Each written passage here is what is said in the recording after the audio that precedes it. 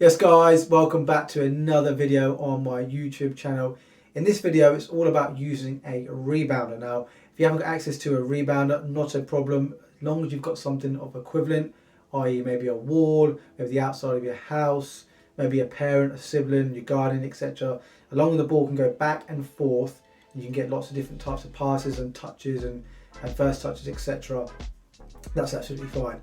So in this video, I'm going to demonstrate 10 different exercises where you can use a rebounder in terms of maybe how to work on your first touch, maybe a directional first touch, left or right, maybe working on how you want to manipulate the ball after you receive the ball, maybe a bit of ball mastery in there, and also different types of passes. Can you reverse one? Can you lace one? Can you use the side of your foot? All those different types of things. And as we go along, it will get a bit more tricky as well. So don't run out of patience, just stick with it. Make sure you keep practicing and you will get a little bit better as you go along. There's nothing else really to say other than if you haven't subscribed to our channel, please consider doing so. It does help the YouTube channel grow that little bit further. And obviously just drop it a like at the end as well, because it does help with the YouTube algorithm. The more people like the video, it lands on more people's feeds, therefore more people will tune in to our channel. I'm going to stop waffling on. Let's dive into the video. Hope you guys enjoy it.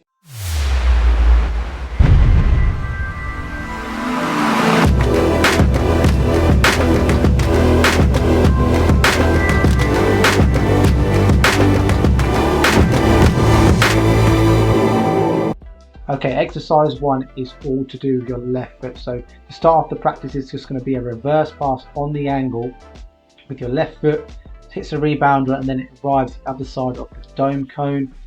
In the meantime, you're going to work your feet nice and sharp so you can sort of get to the outside of the ball, and it's a delicate first touch with the outside of your left foot before you repeat the same process.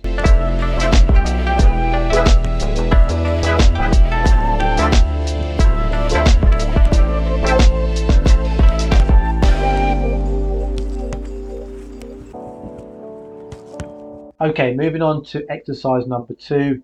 In this one here, we're going to be using our left foot and our right foot. So to start off with, it's a reverse pass on the angle with your right foot. Then it's all about how quickly can you move your feet from right to left in order to have that delicate first touch with the inside of your left foot. This one here is quite rhythmic. It might take you a few reps to get into. But again, it's all about working your feet, but also making sure that first touch is really, really delicate in order for you to play that reverse pass next.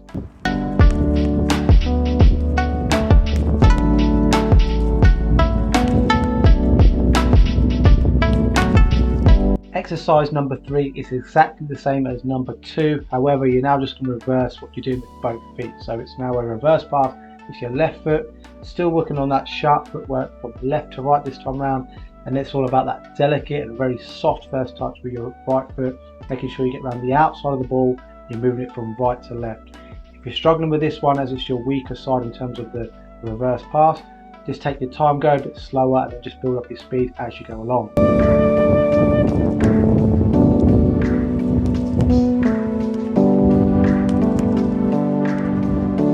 Okay, exercise number 4 is called the Luka Modric. Now this is a personal favourite of mine.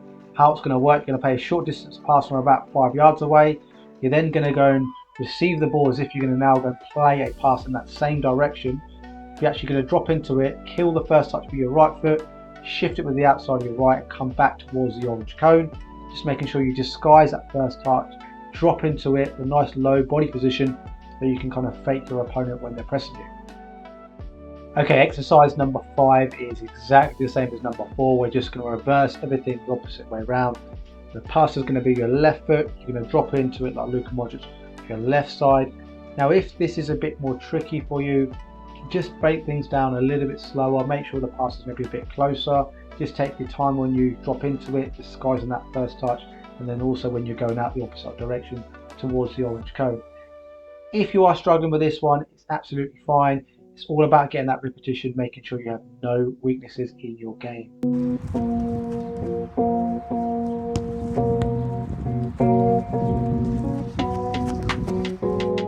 Okay, this next exercise is called the Lallana.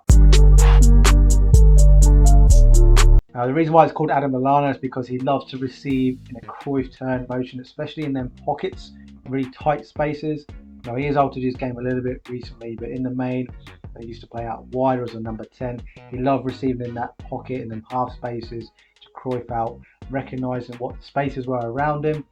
This one's really good for recognising what opponents are around you and what way to sort of go out away from a sort of tight situation. How it works is a pass in with your right foot, you're going to drop into it and then Cruyff out, and then you're going to drag the ball back with your left foot and just continue and repeat that same process.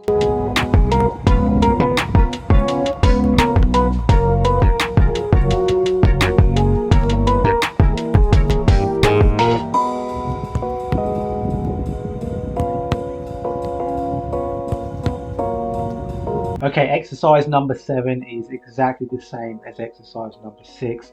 It's the Adam Lallana, but on your left side. So this one, again, if this is your weaker side, just take your time, make sure you go a little bit slower. Once you've got the rhythm, then you can kind of improve and increase that speed. And for me, as you can see, it is probably a little bit slower than my right side, so I'm just sort of taking my time, making sure I know the rhythm, I understand exactly what I'm doing. Wherever the ball arrives to me, I can manipulate it and drag it either way. So making sure you punch that pass with your left, drop into it, Cruyff out with your left, and then drag again, that sole drag with your right foot, and then continue that same process.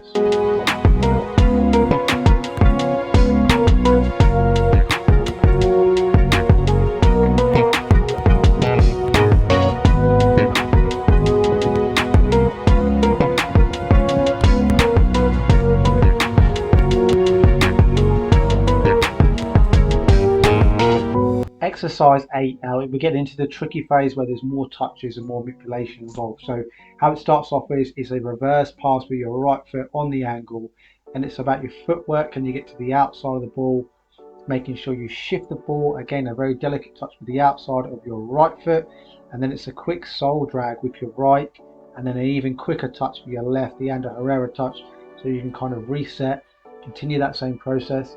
Again, with any of these drills, if you're unsure, just make sure you take it really slow, understand each of the touches and where they're going to take place and what foot you use before you increase the speed.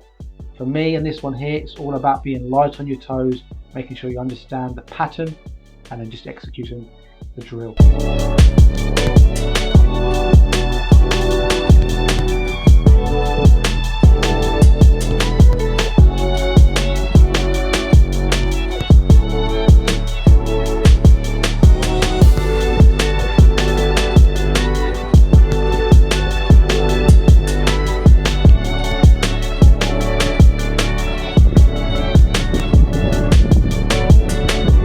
Exercise number 9 is a short distance pass, 5 yards away. You're going to drop into it, but you're now going to pivot out with your opposite foot. This one's really good for maybe a centre midfielder who's maybe receiving from a fullback and then looking to maybe spray and looking to maybe switch the play out the other side.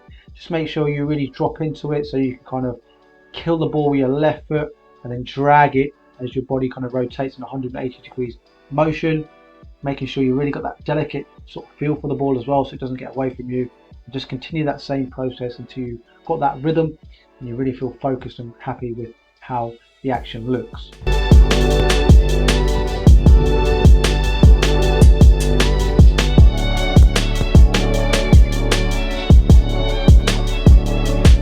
And exercise number 10 is exactly the same as exercise number 9, apart from you're rotating what you're doing with each foot. So it's a left foot pass from 5 yards away into the rebounder.